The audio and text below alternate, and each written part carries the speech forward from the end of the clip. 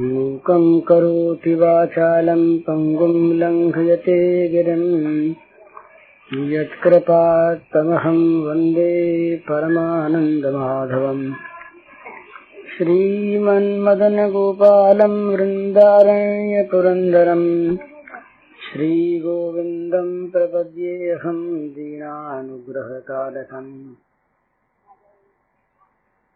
वंशीविभूषितकरान्नवनीरदाभात् पीताम्बरादरुणबिम्बफलाधरोष्ठात् पूर्णेन्दुसुन्दरमुखादरविन्दनेत्रात् कृष्णात् परं किमपि तत्त्वमहं न जाने। नवजलधरवर्णं चम्पकोद्भासिकर्णम् विकसितनलिनास्यं विस्फुरन्मन्दहास्यम् कनकरुचिदुकूलं चारुबर्हावचूलं कमपि निखिलसारं नौमि गोपीकुमारम्। जगत सृष्टा ब्रह्मा जी भगवान नंद नंदन ब्रजेंद्र कुमार श्याम सुंदर का स्तवन कर रहे हैं और उन्होंने भगवान की इस बाल लीला बिहारी मधुरतम रूप की वंदना की और उसी का वर्णन किया। उन्होंने ये कहा कि आपका जो स्वरूप है ये स्वेच्छामय है, पांच भौतिक नहीं है और केवल भक्तों पर कृपा करने के लिए ही प्रकट हुआ है। इसके बाद ब्रह्मा जी कहते हैं, ज्ञाने प्रयासमुदपास्य नमन्तेव जीवन्ति सन्मुखरितां भवदीयवार्तां स्थाने स्थिताः श्रुतिगतां तन्वाङ्मनोभिर् ये प्रायशो जितजितोऽप्यसितैस्त्रलोक्यां श्रेयःश्रुतिं भक्तिमुदस्य ते विभो क्लिश्यन्ति ये केवलबोधलब्धये तेषामसौ क्लेशलये वशिष्यते नान्यद् यथा स्थूलतुषावघातिनाम्। पुरेह भूमन् बहवोऽपि योगिनस्त्वदर्पितेह निजकर्मलब्धया विबुध्य भक्त्यैव कथोपरीतया प्रपेदिरेजुच्युतते गतिम् पराम्। तथापि भूमन् महिमा गुणस्य ते विबोधुमर्हत्यमलान्तरात्मभिः अविक्रियात् स्वानुभवादरूपतो यनन्यबुद्ध्यात्मतया न चान्यथा।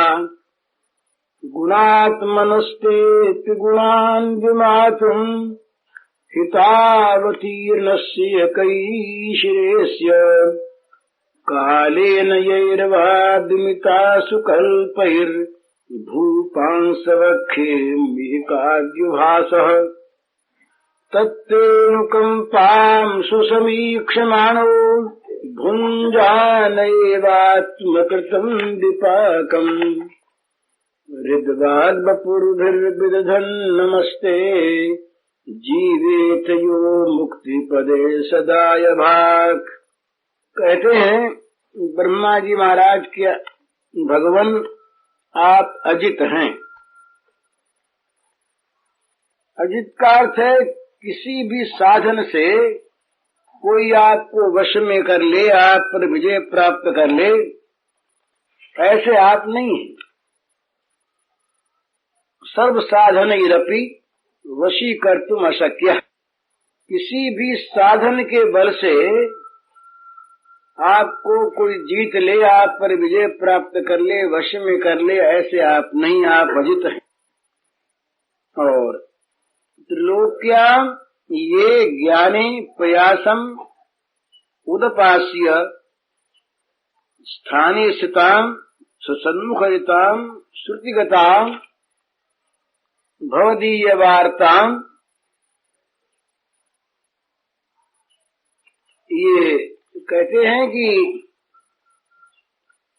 जो तुदीय स्वरूप ऐश्वर्य महिमादि विचारे, विचार के द्वारा, ज्ञान के द्वारा जो श्रम करते हैं, प्रयास करते हैं, और एक वो जो अपनी जगह स्थान पर रहकर, स्थान का अर्थ क्या करते हैं, बाकी तो सारे स्थान हैं। सताम निवास स्थाने तव तिष्ठन्तः, जहां तुम्हारे भक्त संत जन रहते हैं वहां रहकर, और सन्मुखरितां, उन संतों के, भगवत भक्तों के श्रीमुख से स्वभावतः उच्चरित हुए, निकले हुए वो सहज शब्दों को उनके पास रहने से ही अपने आप जो सुनाई पड़ते हैं, उन भवदीय वार्तां भवता भक्तानां चैत्र कथां तम वांग मनोभिः, आपके और आपके भक्तों के चरित्रों को जो तन मन लगाकर, बुद्धि लगाकर और सत्कुर्वन्त इति, जीवन वैसा ही बनाकर प्राणान धारयति, जो जीवित रहते हैं वे आपको जीत सकते हैं। बड़ा सुंदर भाव है। माने भक्तों की, भगवत प्रेमियों की आचार स्थिति क्या होती है बतलाया है।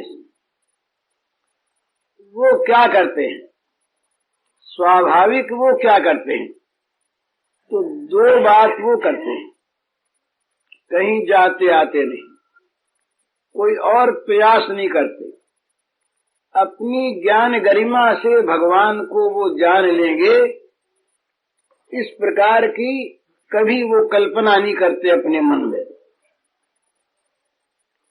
वो केवल आपके भक्तों के समीप रहते हैं और वे भक्त स्वाभाविक जो कुछ आपकी लीला कथा का वर्णन करते हैं, स्वाभाविक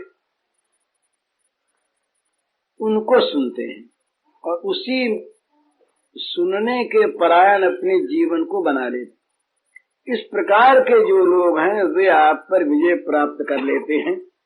ये भगवान से ब्रह्मा जी ने कहा।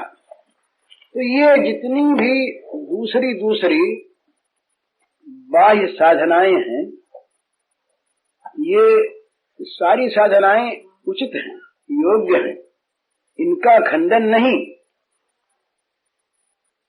परंतु वे जो तुम्हारे प्रेमी भक्तजन हैं उनका जीवन तो एक ही बात में जा करके टिक जाता है, आपकी मधुर मधुर लीला कथा सुनते रहे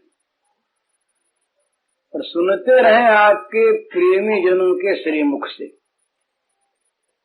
तो पिता में बोलते चले जाते हैं कि जो भक्तजन हैं वे आपके स्वरूप की, तत्व की, ऐश्वर्य की महिमा पर विचार नहीं करते, आवश्यक भी नहीं समझते और न इसके लिए वो आयास करते हैं, श्रम करते हैं, न वो तीर्थों में जाने का ही प्रयास करते हैं।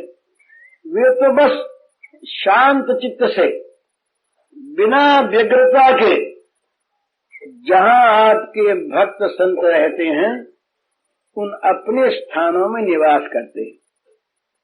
तो निवास करने योग्य स्थान कौन सा? ये कहते हैं अपने स्थान में निवास करते हैं, कहीं जाते आते नहीं। स्थाने स्थिता, तो वो स्थान कौन सा है? कहते हैं कि जहां आपके संत जन, भक्त जन, प्रेमी जन निवास करते हैं वही रहने योग्य स्थान है, बाकी सारे अस्थान हैं। क्योंकि वहां भवदीय वार्ता, भगवान की बात सुनने को नहीं मिलती।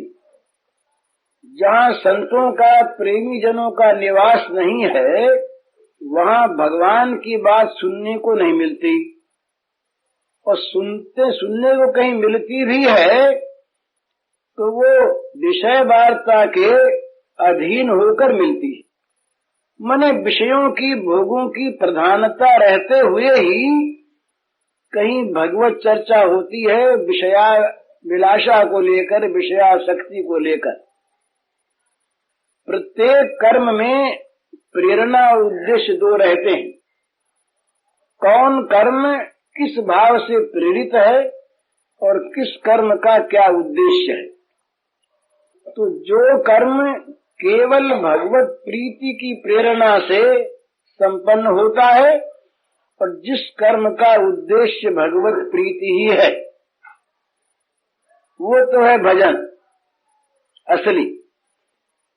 और चाहे उसका रूप भजन भी हो और उसका निषेध नहीं, वो किसी भाव से होना अच्छा है, परंतु जिसकी प्रेरणा में विषय है और जिसकी सिद्धि में विषय प्राप्ति है, माने जो किया जाता है भोगों की प्राप्ति के लिए और किया जाता है भोग सुख की प्रेरणा से, वो विषय के अंतर्गत ही है, वास्तविक भजन नहीं है। तो वो स्थान कौन सा, जिस स्थान में ये प्रेमी लोग रहते हैं, तो वो कहते हैं कि वो स्थान उनका वही है जहाँ पर प्रेमी संत जन निवास करते हैं, बाकी सारा अस्थान है, भोग स्थान है। आजकल बहुत से स्थान बन गए, स्थान पाकिस्तान, अमुक स्थान। तो भोग स्थान और भगवत स्थान ये दो हैं। एक जहाँ पर पुरुष प्रकृतिस्थ होकर के रहता है और एक जहाँ पर वो भगवान के चरणों में स्थित हो जाता है, भगवत चरणस्थ हो जाता है। तो जहाँ पर भगवान के चरणों में स्थान मिले, इस प्रकार की प्रेरणा मिलती हो, वो स्थान तो स्थान, और बाकी सारी स्थितियां, सारे स्थान अस्थान। तो कहते हैं कि वे जो प्रेमी जन हैं, वे क्या करते हैं कि वो अपने स्थान पर ही वो रहते हैं, कहीं जाते आते नहीं। स्थान का अर्थ विचार भी है, अपने भाव में ही वो निरंतर संलग्न रहते हैं, उसमें कहीं भाव में व्यभिचार नहीं होता उनके। तो वो क्या करते हैं, वो करते हैं यही एक काम कि आपके भक्तों के द्वारा, प्रेमियों के द्वारा, संतों के द्वारा जो आपके नाम रूप गुण लीला इत्यादि का गान होता है, जो वार्ता होती है, कथा होती है, बस उसी को सुनने में वे लगे रहते हैं। दूसरी चीज उन्हें सुहाते नहीं, न जगत की चर्चा, न जगत का और कोई विषय, न जगत का और कोई काम। वो बस लीला कथा भगवान की मधुर मधुर, भक्तों के मधुर मधुर चरित्र, उनके नाम गुण, यही सुनते रहें, बस यही एकमात्र उनका जीवन बन जाता है। और उसमें उनकी बड़ी निष्ठा हो जाती है। वो शरीर से, मन से, वाणी से, तीनों के द्वारा वो आपकी चर्चा को ही जीवन का प्रधान सार मान लेते हैं और बना लेते हैं। वो किसी चीज की परवाह नहीं करते हो, भगवान का गुणगान श्रवण करने को मिले भक्तों के द्वारा, संतों के द्वारा, इसके परे कोई लाभ वो नहीं मानते। दूसरी बात, उनको सुहाती नहीं, उनके लिए आदर की वस्तु, और उनके लिए केवल आदर की वस्तु ही नहीं, उनके प्राण धारण का अवलंबन, जिस पर उनका जीवन निर्भर करता है, वो वस्तु बच जाती है केवल तुम्हारी मधुर चर्चा। भगवान की मधुर चर्चा श्रवण के सिवा उनके जीवन का और कोई अवलंबन नहीं। ये संतों की जो चर्या है वो यही है। वो परस्पर में जब बैठते हैं तो भगवान की बात करते हैं, वो कहते हैं तो भगवान की बात कहते हैं, वो सुनते हैं तो भगवान की बात सुनते हैं। माने भगवत चर्चा, भगवत लीला कथा, भगवान के नाम गुणगान, ये उनके जीवन के सार सर्वस्व बन जाते हैं। और फिर इसमें उनको परिश्रम नहीं करना पड़ता। ये परम सौभाग्य जो है, ये परम सौभाग्य है भला जिन लोगों को विषय वार्ता सुनने का अवसर मिलता है। बहुत सच पूछिए तो वो मंदभागी हैं, जो दुनिया के कलुष को, कालिमा को, गंदगी को, कूड़े करकट को, मलों को अंदर भरते रहते हैं और भरते रहने को बाध्य होते हैं, वे बेचारे मंदभागी। क्या करें, उनको वही सुनने को मिलता है और फिर उसमें उनकी रसानुभूति हो जाती है। ये बड़ा मंदभाग्य जब मनुष्य की पर चर्चा, पर निंदा, दोष चिंता, दोष पर दोष, ये देखने में और सुनने में जिनका मन लगने लगता है, वो वास्तव में बड़े अभागे हैं। माने मानव जीवन का जो असली उद्देश्य है, उससे वो च्युत हो गए। वो इसीलिए वो ग्राम्य कथा, जगत वार्ता, विषय वार्ता सुनते हैं बड़े चाव के साथ। पर जिनके सौभाग्य का उदय होता है, जो वास्तव में भाग्यवान होते हैं, उनको भगवान की लीला कथा श्रवण का सौभाग्य प्राप्त रहता। क्यों रहता है प्राप्त? इसमें एक बड़ी विशेष चीज है। वो इसलिए रहता है कि वो संतों के दरवाजों पर पड़े रहते। तो वो संत जो हैं, ये व्यर्थ चर्चा नहीं करते।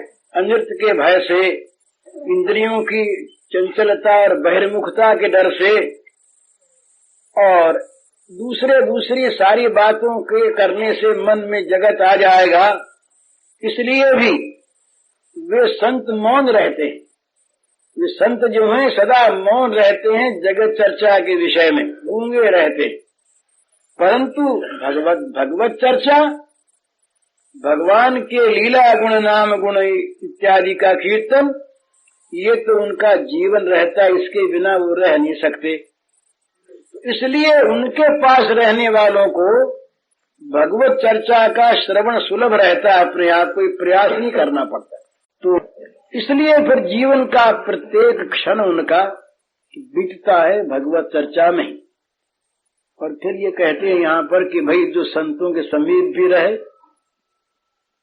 और फिर भी वो ग्राम्य चर्चा में रस ले और संतों के सामने भी ग्राम्य चर्चा ही करना चाहे और उन लोगों से भी वो लौकिक बात में ही उनका समय ले, वे भी मंदभागी हैं। क्योंकि वे जो कुछ उन्हें मिल सकता था संतों के पास, प्रेमियों के पास, उसके समीप रह करके भी वो वंचित रह जाते हैं। जो लाभ प्राप्त हो गया स्वाभाविक, उस लाभ को भी वो छोड़ देते हैं अपने स्वभाववश। तो संतों के पास रहे और संतों के पास रह करके भी निरंतर इसी भाव से रहे और ऐसी इच्छा रखे, प्रयत्न करे कि जिसमें जगत की वार्ता कहीं भी आवे नहीं। बोले भाई वो संतों को चाहिए कि वो न करें ऐसा काम। तो कहते हैं कि संत जो हैं वो नहीं करते, वो तो मौन रहते हैं। पर उन संतों में एक बड़ी भारी स्वाभाविक वृत्ति रहती है, वो किसी के जी को दुखाना नहीं चाहते। इसलिए जो जगत की बात करना चाहता है, उस जगत की बात करने वाले को भी दुख न हो जाए, इसलिए उसका भी वो निषेध नहीं करते, उत्साहित नहीं करते, पर निषेध नहीं करते। प्रकारांतर से धीरे धीरे उसको समझाना चाहते हैं पर उसको डांट कर रोकते नहीं प्रेमी संत। तो इसलिए स्वाभाविक ही जिसकी इच्छा संतों के पास जा करके भी रह करके भी जगत में ही रहने की रहती है, उसको देर से लाभ होता है।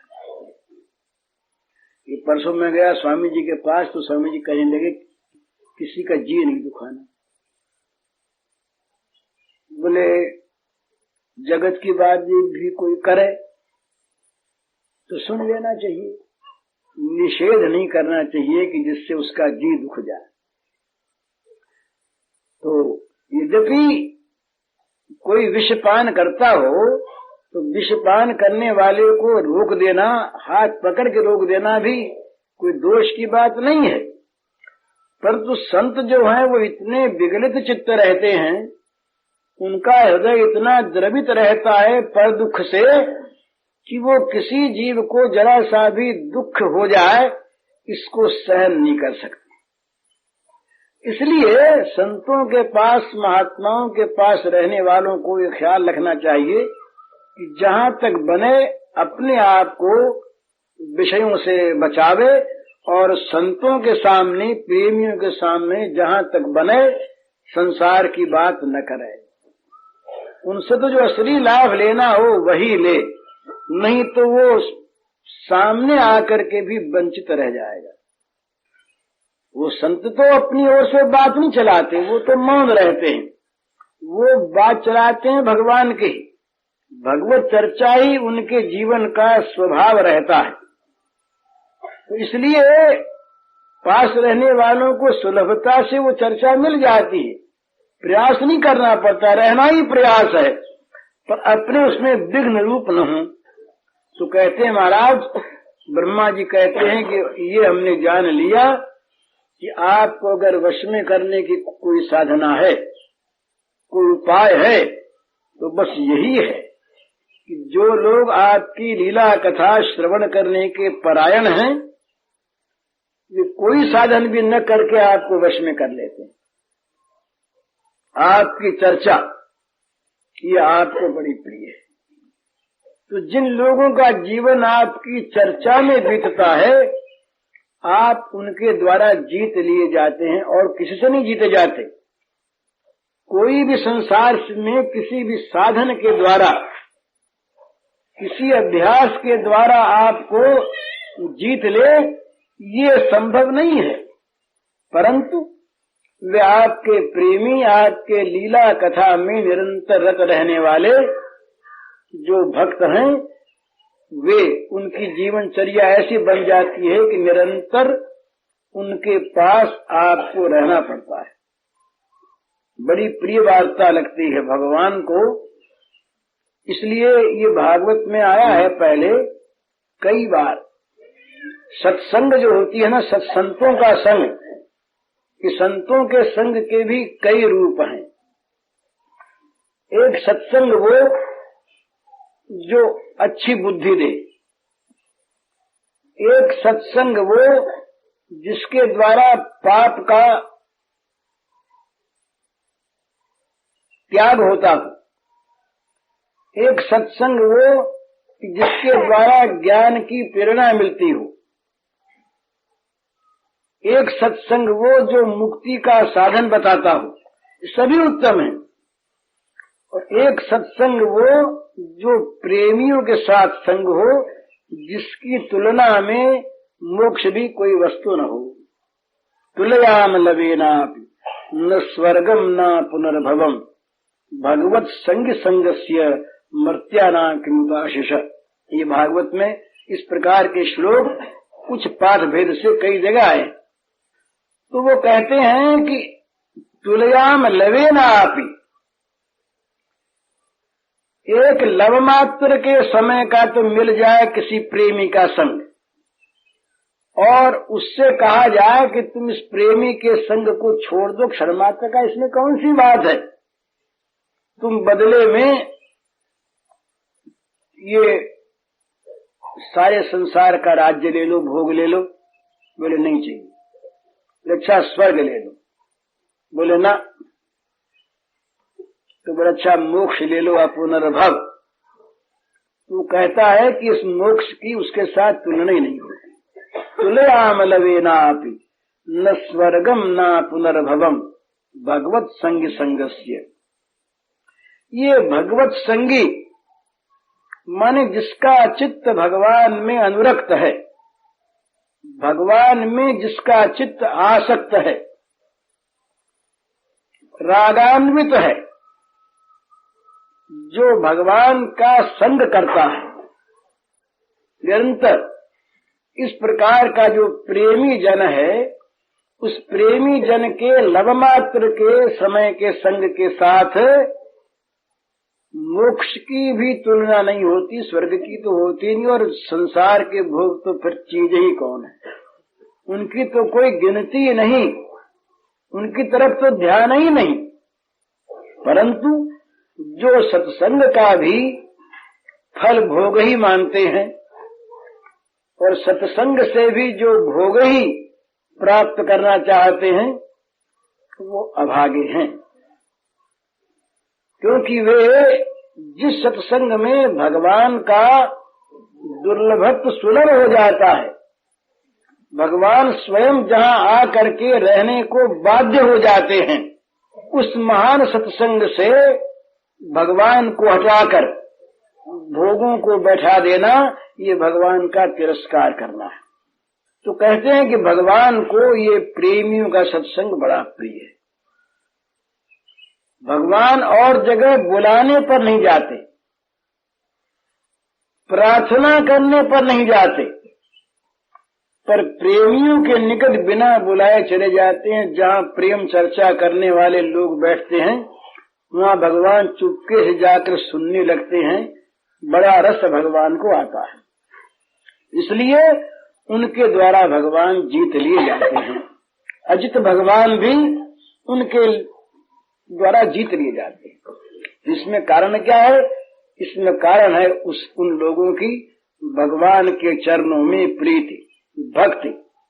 तो ब्रह्मा जी फिर कहते हैं, श्रेयस्वृतिम भक्ति मुदस्यते विभो क्लिश्यन्ति ये केवल बोध लब्धये तेषामसौ क्लेशरेव शिष्यते नान्य यथा स्थूल तुषावघातना। भगवान की इस रस प्रीति को, भक्ति को छोड़कर जो केवल बोध के लिए प्रयास करना है, वो तो मानो ऐसा है कि धान को निकाल कर जो तुष बचे रहते हैं उनको कूटना। परिश्रम होता है, उससे गर्द उड़ करके आसपास बैठे लोगों के भी आंखों को खराब करती है तुष। तो ब्रह्मा जी को यह स्पष्ट दिख गया कि ये भगवान के लीला गुणादि श्रवण रूप भक्ति का आश्रय किए बिना ये ज्ञान चाहने वालों को ज्ञान भी नहीं मिलता। ज्ञान की प्राप्ति के लिए भी इस साधन भक्ति की आवश्यकता है, नहीं तो ज्ञानाभिमान होगा, ज्ञान नहीं होगा। ज्ञानाभिमान में और ज्ञान में बड़ा अंतर है। ज्ञान कैसे मिलता है, ये आगे इसी ब्रह्मा जी भगवान के निर्विशेष स्वरूप की दुर्लभता में कुछ सुलभता बताते हुए कहेंगे, ज्ञान किस वस्तु का नाम है, निर्विशेष स्वरूप क्या है। लेकिन भगवान के चरणों की प्रीति किए बिना, उपासना के बिना ज्ञान की प्राप्ति भी नहीं होती, ज्ञानाभिमान मिलता है। जी ज्ञान मान विमत्त तब भव हरनि भक्त नयादरी ते पाय सुर दुर्लभ पदादपि परत हम देखत हरि विश्वास करि सब आस परिहरि दास तब जे होई रहे जप नाम तब बिनु श्रम तरहि भवनाथ सो समरामी। ये भी वेद स्तुति है। तो भगवान के पवित्र चारु चरण प्रांत में अपने भाव पुष्पों को समर्पित किए बिना जो लोग भगवान के स्वरूप तत्व का ज्ञान चाहते हैं, वे भी निराश ही होते हैं, क्योंकि वो ज्ञान जो है ये किसी साधन से नहीं मिलता। वो ज्ञान भी उन्हीं को मिलता है जहाँ पर वो ज्ञान स्वरूप भगवान प्रकट हो जाते हैं। तो इस भक्ति के अभाव में ब्रह्मा जी ने सोच लिया कि न तो अभ्युदय संभव है, न अपवर्ग की सिद्धि संभव है, न किसी प्रकार के कल्याण का उदय होता है। ये तो सबका मूल स्रोत जो है ये भगवत चरणारविंद की भक्ति है। तो जब मूल कोई जड़ को उखाड़ ले और कहे में फल मिल जाए तो फल नहीं मिलता। तो यूँ कहते हैं कि आपके मंगलमय जो भगवान के नाम हैं ये जिनको प्यारे नहीं लगते, जो बहुत विचाराभिमानी होते हैं ना, विचाराभिमानी लोग, जिनको विचार का गर्व होता है, विचार का मद होता है, विचार का बड़ा मद होता है, हम बड़े विवेकशील हैं, बड़े बुद्धिमान हैं, हमारे समान विचारक कौन है, ये विचार का अभिमान जहाँ होता है वहाँ दूसरे के विचार तो तुच्छ हो ही जाते हैं। और ये जो भगवान की भक्ति है ये भी उसके सामने वो कहता है हम तो विचारशील हैं, ये तो भावुकों की चीज है। भावुकों का अर्थ वो बड़ी तुच्छ भाषा में, तुच्छ भाव में देखते हैं कि जो खाली भाव में बहते हैं, कुछ तत्व की तरफ नहीं जाते, असली चीज उनके पास नहीं। ये प्रवाह में बहने वाले जो लोग हैं मूर्ख है, दूसरे शब्दों में मूर्ख है। भावुक का अर्थ बड़ा अंतर रखता है। प्रेमियों की दृष्टि में भावुक का अर्थ है प्रेमी, भगवत प्रेममय जिसका जीवन वो, और विचाराभिमानियों की भाषा में दृष्टि में उसका अर्थ है मूर्ख। तो जो इस प्रकार के विचाराभिमानी होते हैं वे न तो भगवान के मंगलमय नाम पीयूष का आस्वादन करते हैं, वे नामामृत से वंचित रहते हैं। बोले नाम क्यों लें, हम क्यों नाम लें, जरूरत क्या है। और न वे ये भगवान के अनिंद सुंदर जो मधुराति मधुर स्वरूप सौंदर्य है इसकी चर्चा ही कभी उनको आकर्षित कर। वो तो देखते हैं कि ये शरीर की चर्चा, अरे वो सांवरा था कि गोरा था, क्या था, कभी हुआ होगा, नहीं हुआ होगा, कवियों की कल्पना होगी और न मालूम क्या होगा। ये सब व्यर्थ की बातें, हम लोग बड़े भारी विचारक तत्वज्ञ ये व्यर्थ की बातें सुनने में समय लगावे तो न तो उनको नाम पीयूष पान करने को मिलता है और न भगवान के अनिंद सुंदर मधुराति मधुर रूप की चर्चा उनके चित्त को आकर्षित करती है, और वो न फिर अनंत कल्याणमय भगवान के जो अचिंत्य अनंत गुणगण हैं उनका वर्णन श्रवण करने में ही वो लगते हैं, इनको व्यर्थ समझते हैं। जगत की चर्चा तो वो कर लेते हैं क्योंकि वहां पर जगत में वो तत्व का अन्वेषण करते हैं तत्वाभिमान से, लेकिन भगवत चिंतन, भगवान के गुण गणों का वर्णन श्रवण ये उनको प्रिय नहीं लगता, और न उन्हें भगवान की दिव्य लीलाएं, भगवान का चिदानंदमय विहार, ये वृंदावन का भगवान का जो आत्म विहार है ये कोई मामूली वस्तु थोड़ी ही है। पर तत्वाभिमानियों को ये नहीं खींच सकता, वो कहते हैं कि ये सब व्यर्थ में मंद अधिकारियों की चीज है। जो लोग वहां तक नहीं पहुंचे वे लोग इनमें उलझे रहते हैं, उलझ करके अंतःकरण की शुद्धि होने पर कभी तत्व तक पहुंच जाएंगे, ऐसा विचार के द्वारा वो सिद्ध करते हैं।